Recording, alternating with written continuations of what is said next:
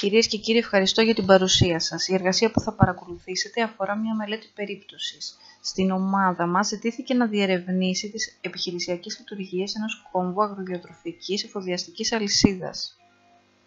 Στόχος μας είναι η βελτιστοποίηση της λειτουργίας κόμβου που παράγει φρούτα κτηνιδιάς. Το ενδιαφερόμενο μέρος εγκατέστησε και φροντίζει την αγροτική επιχείρηση εδώ και 35 έτη.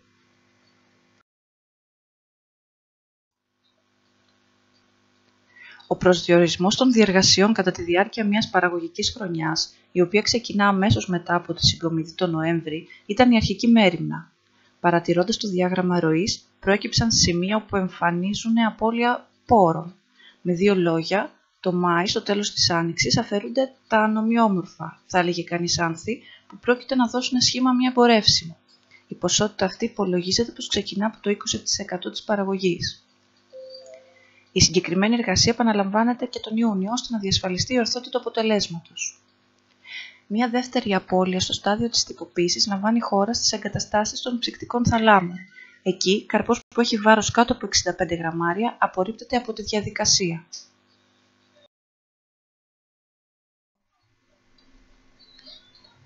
Η απεικόνιση των βασικών ροών της οικόσφαιρας της επιχείρησης, ισρών και εκρών, διαγράφει συνοπτικά τις ανάγκες των διεργασιών. Η οικόσφαιρα του κόμβου χρησιμοποιεί ηλεκτρική ενέργεια που λαμβάνει από το εθνικό δίκτυο. Η υπομόνα και το κλάδεμα είναι οι βασικοί καταναλωτές της. Οι περισσότερες εργασίες γίνονται με αγροτικό μηχάνημα που έχει ανάγκη από καύσιμα. Νερό χρησιμοποιείται για την άρδευση, τη λίπανση και τις φυτοπροστατευτικές επεμβάσεις. Θρεπτικά στοιχεία, λιπάσματα και ιχνοστοιχεία προστίθενται για τη φροντίδα του φυτικού κεφαλαίου, ενώ φυτοπροστατευτικά σκευάσματα συμπληρώνουν το σύνολο των ισρών που αναφέρονται. Τελάρα και παλέτες, όπως και χαρτοτελάρα, είναι υπό την ιδιοκτησία του κόμβου τυποποίησης και αποθήκευσης της παραγωγής στους ψυκτικούς θαλάμους.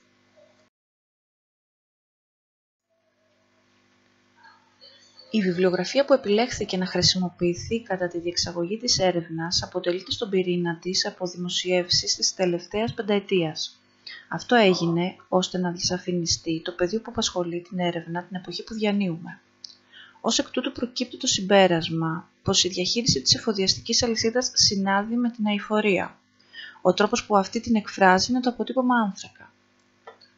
Ο όρος της απώλειας τροφίμων είναι ένα θέμα που απασχολεί την εφοδιαστική αλυσίδα και ταυτόχρονα άξονας με τη χυμοποίηση, όπως φαίνεται στην οπτικοποίηση του βιβλιομετρικού δικτύου. Αξίζει να σημειωθεί ότι ο όρος της απώλειας τροφίμων χρησιμοποιείται από την παραγωγή του προϊόντος έως ότου αυτό φτάσει στα χέρια του καταναλωτή. Εκεί λαμβάνει τον όρο σπατάλη τροφίμων, η μη αξιοποίηση του πόρου. Επιπλέον, ο όρος της απώλειας είναι ένα θέμα που απασχολεί τους πολιτικούς στόχους του ΦΑΟ, του Παγκόσμιου Οργανισμού, με τον αριθμό 12. Σε πρόσφατο Διεθνές Συνέδριο το 2024 της εφοδιαστικής αλυσίδας, αναφέρθηκε ότι σε υποσαχάριες περιοχές ανέρχεται η απώλεια τροφίμων στο 80% της παραγωγής. Από την επεξεργασία των δεδομένων της υπομελέτη επιχείρησης παρατηρήθηκε πτωτική πορεία των εσόδων και της απόδοσης της παραγωγής την τελευταία τριετία. Η εκαθάριση των εισόδων του κόμβου παραγωγής εμφανίζει 3 από τα 10 έτη με αρνητικό πρόσημο.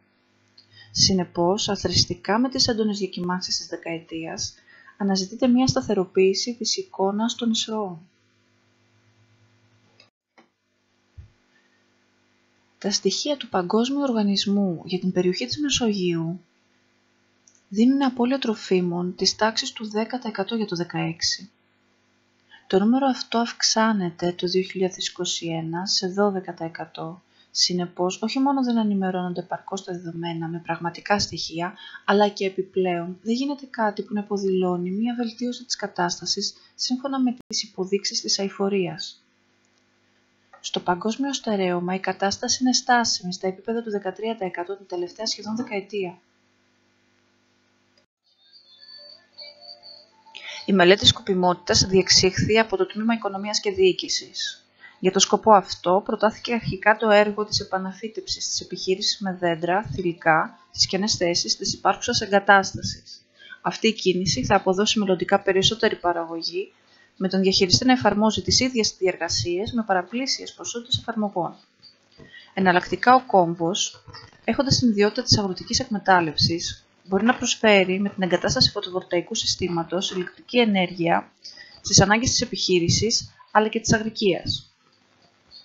Επιπλέον, ερευνήθηκε η εκδοχή της μεταποίησης μακροσκοπικά, καθώς υπάρχει αρκετή ποσότητα παραγωγής που μένει ανεκμετάλλευτη από τον ίδιο τον κόμβο αλλά και από όλους τους κόμβους της περιοχής που δεν είναι σε θέση να παρέχουν στην αγορά των καταναλωτών κανένα προϊόν μεταποίησης.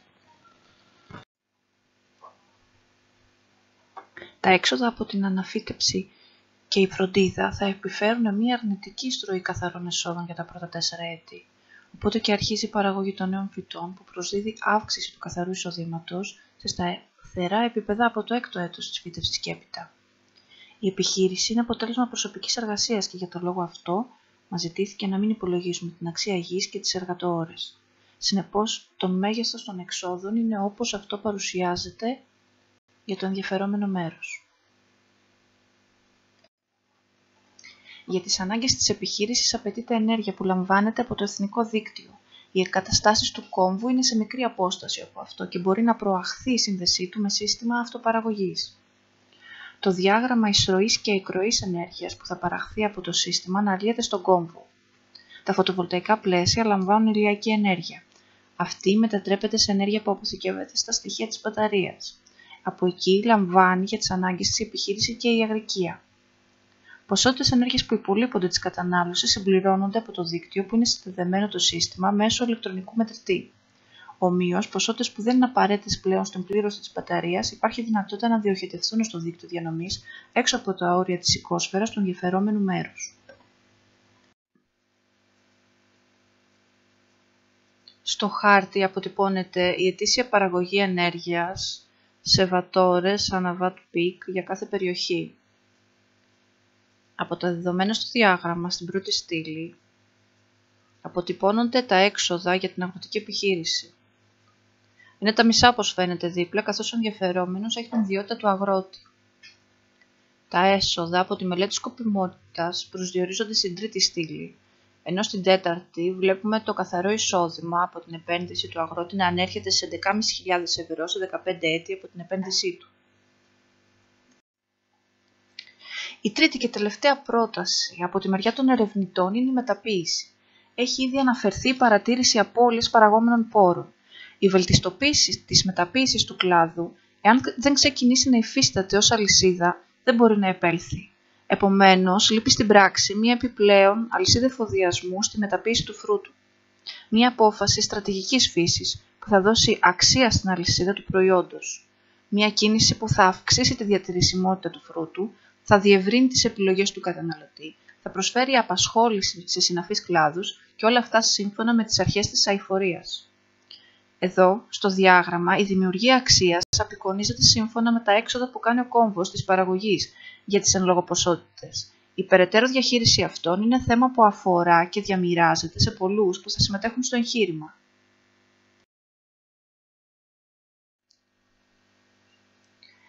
Εδώ παρουσιάζονται ενδεικτικά οι ποσότητες που εμφανίστηκαν και απορρίφθηκαν κατά το στάδιο της τυποποίησης, έχοντας φτάσει στις εγκαταστάσεις των ψυκτικών θαλάμων για αποθήκευση.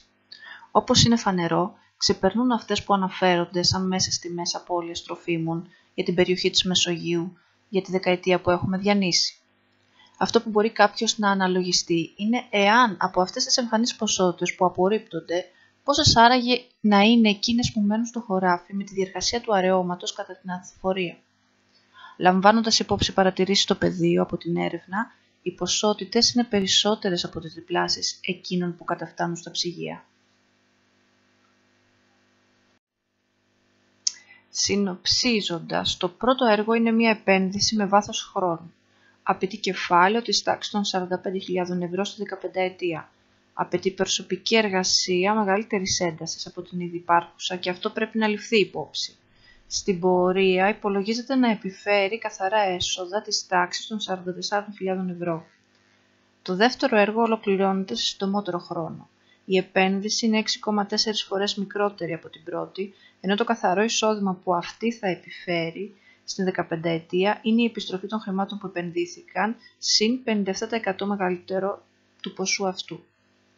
Στο τρίτο έργο τα πράγματα είναι πιο σύνθετα. Είναι προφανές πως η επένδυση παράλληλες αλυσίδες μεταποίησης που απουσιάζει προσελκύει το ενδιαφέρον για περαιτέρω μελέτη. Αυτό εκδηλώνεται από την τιμή της καθαρά παρούσας αξίας στις 20.000 ευρώ για μια ποσότητα προϊόντων που παράγεται με 3.000 ευρώ.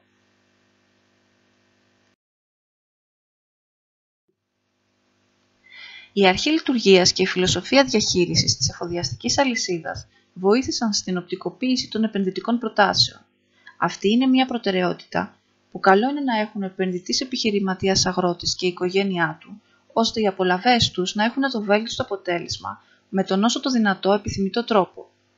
Το ανθρώπινο δυναμικό που είναι δυνατό να απασχοληθεί, το διαθέσιμο χρηματικό κεφάλαιο και τέλος η προοπτική που θέλουν να αποκτήσει η εργασία τους είναι παράγοντες που θα τους βοηθήσουν στην επιλογή της απόφασης που θα πάρουν.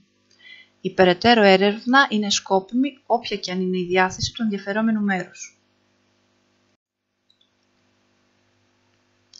Με την παρούσα έρευνα έγινε προσέγγιση της αγροτικής επιχείρησης ως κόμβος της αγροεφοδιαστικής αλυσίδας. Συνεπώς, η επιχειρησιακή έρευνα είναι σε θέση να βελτιστοποιήσει τις λειτουργίες της.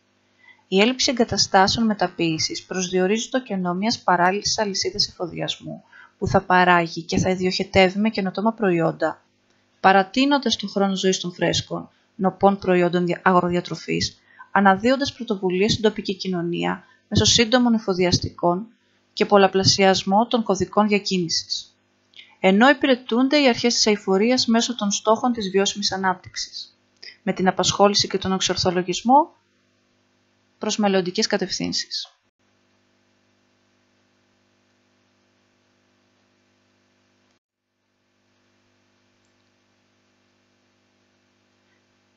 Η ομάδα του έργου σας ευχαριστεί όλους για τη συμμετοχή.